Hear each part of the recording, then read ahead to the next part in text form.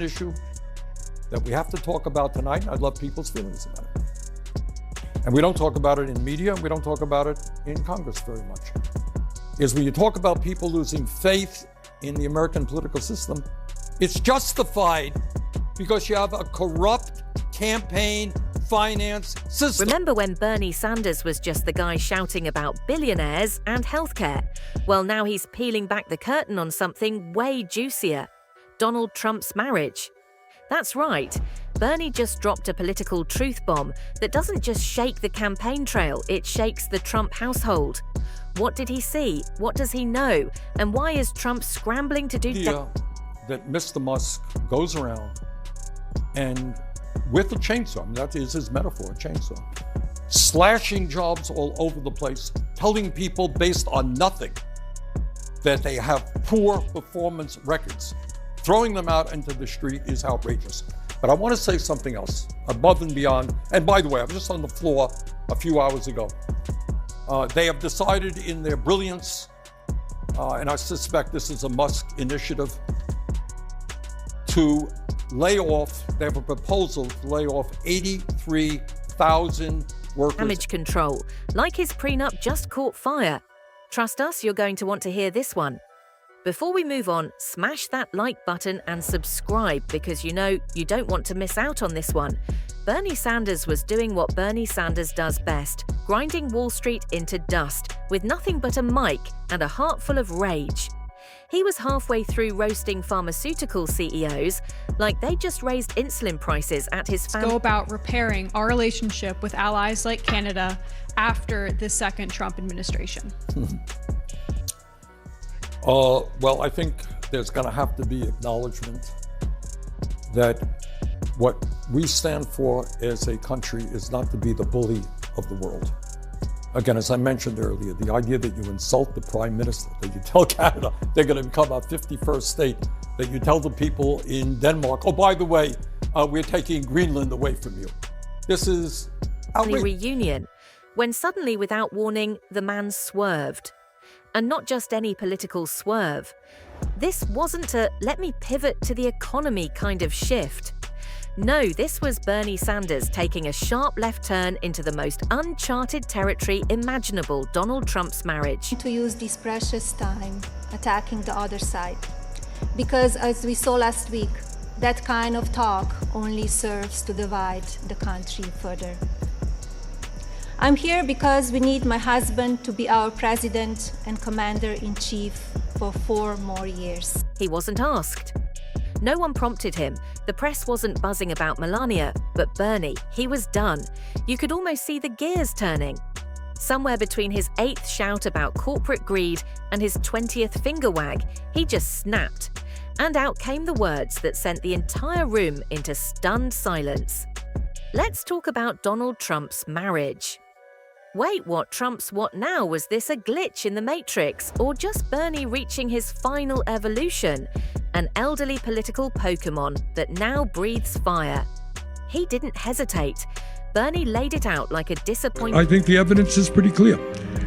When you have a president get inaugurated and standing behind him, sitting behind him, were the 3 wealthiest people in the country, Mr. Musk, Mr. Bezos, Mr. Zuckerberg, and then sitting scattered throughout the stage, 13 other billionaires who Trump nominated to head major agencies, Secretary of Treasury, etc.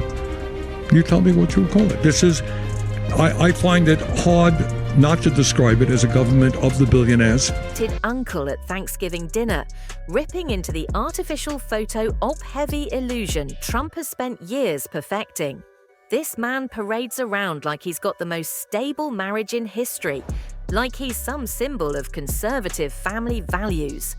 Meanwhile, Melania looks like she's just waiting for the next life raft to float by. Mar-a-Lago, that was it. The mask was off. The gloves were off, and Bernie had a... Grace's question was about what happens after Trump finishes his second term. But we got a lot of repair work to do. No, but you know what he said about a 3rd term. Do you think he's serious? Yeah, I do. I mean, I think you have somebody whose main function, what he wants is power. and wealth for his oligarch friends. So nothing would surprise me about Trump. I want you to meet Jayan Chatterjee. He's a student at Officially entered his I don't care anymore phase, and it was glorious. And really, can you blame him? The Trump marriage has been paraded in front of us, like it's some aspirational rom-com, when in reality it's more like a hostage negotiation wrapped in a tax shelter. The hand swats the awkward body language, the fact that Melania only shows up when she's being dragged out like the last slice of cake at a donor dinner. It's been screaming help for years, and Bernie, bless his weary soul, finally said what the rest of us have been thinking since 2017. This isn't a marriage, it's a brand partnership from hell. You could feel the room shift. Even the reporters looked around like, did Bernie just go full savage mode? He did, he absolutely did. Because when you've spent decades fighting the system and watching Trump sell snake oil on golden toilet paper, there comes a day when the gloves come off and the realness pours out. And apparently that day came with Bernie absolutely wrecking the Trump marriage illusion on national television. Trump's team scrambled.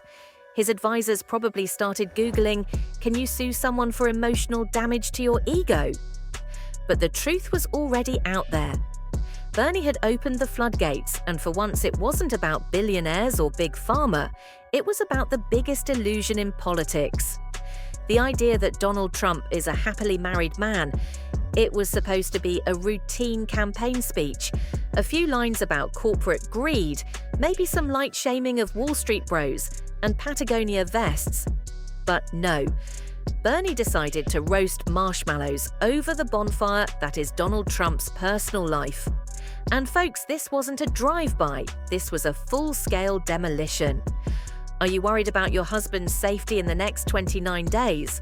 Of course I do, yes I do. I think, when they call him that he's a threat to democracy, let's ask ourselves, who is really threat to democracy?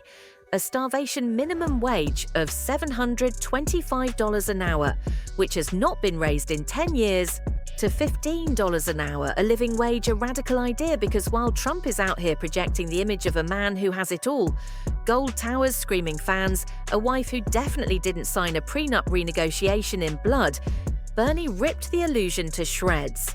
Not out of spite, not for clickbait, but because hypocrisy makes his skin crawl like bad coleslaw at a billionaire buffet. Let's start with the so-called Trump marriage, an arrangement so cold it makes Antarctica look like Miami. You ever seen two people look more allergic to each other? Melania has mastered the ancient art of not blinking when Trump leans in for a photo op. She's not a wife, she's a hostage negotiator in heels.